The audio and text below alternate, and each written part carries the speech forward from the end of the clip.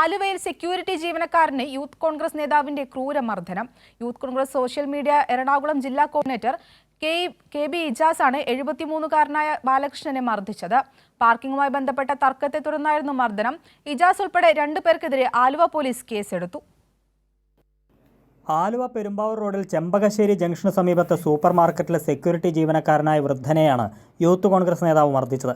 കഴിഞ്ഞ തിങ്കളാഴ്ച വൈകിട്ട് 4:50 സംഭവം. മറ്റൊരു യുവാവിനൊപ്പം ഇരുചക്ര വാഹനത്തിലെത്തിയ ഇജാസ് പാർക്കിങ്ങിനെ ചൊല്ലി ബാലകൃഷ്ണനെ ക്രൂരമായി മർദ്ദിക്കുന്നതിന്റെ CCTV ദൃശ്യങ്ങൾ പുറത്തുവന്നു.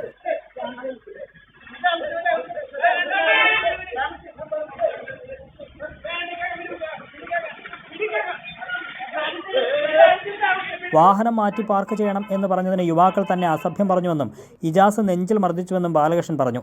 രാത്രി വീട്ടിൽ വന്ന ശേഷം നെഞ്ചുവേദന അനുഭവപ്പെട്ടതിനെ തുടർന്ന് വീണ്ടും ആശുപത്രിയിൽ പോകേണ്ടി വന്നുവെന്നും ബാലകൃഷ്ണൻ പറഞ്ഞു. സർജനെ കാണേണ്ടി വന്നു, കണ്ണിന്റെ ഡോക്ടറെ കാണേണ്ടി വന്നു, പല്ലിന്റെ ഡോക്ടറെ കാണേണ്ടി വന്നു, എക്സ്റേ എടുക്കേണ്ടി വന്നു. ഇങ്ങനെ എല്ലാ സംഭവങ്ങളും നടന്നിരുന്നു. യൂത്ത് കോൺഗ്രസ് നേതാവായ ഇജാസ് മുൻപും അച്ഛനുമായി തർക്കിച്ചിട്ടുണ്ടെന്നും മുൻവൈരാഗ്യത്തോടെയാണ് അച്ഛനെ മർദ്ദിച്ചതെന്നും ബാലകൃഷ്ണന്റെ മകൻ പറഞ്ഞു. യൂത്ത് കോൺഗ്രസിന്റെ ജില്ലാ കോർഡിനേറ്ററാണ്. ഇതുപോലെ മുൻപും അച്ഛൻ വണ്ടി മാറ്റാൻ പറഞ്ഞിട്ട് അവൻ പല വട്ടം അച്ഛനെ ചീത്ത പറയുകയും വണ്ടി മാറ്റാതിരിക്കുകയും അതുമൂലം ഒരുപാട് ട്രാഫിക് ബ്ലോക്കുകൾ ഉണ്ടാവുകയും ചെയ്തു. ഇതിൻ്റെയൊക്കെ മുൻവൈരാഗ്യത്തോടെയാണ് എൻ്റെ അച്ഛനെ മർദ്ദിച്ചത്. ബാലകൃഷ്ണന്റെ മൊഴിയെടുത്ത ആലുവ പോലീസ് ഇജാസ് ഉൾപ്പെടെ 2 പേർക്കെതിരെ കേസെടുത്തു. യൂത്ത് കോൺഗ്രസിന്റെ സോഷ്യൽ മീഡിയ ജില്ലാ കോർഡിനേറ്ററാണ് ഇജാസ്. കൈരളി ന്യൂസ്, കൊച്ചി.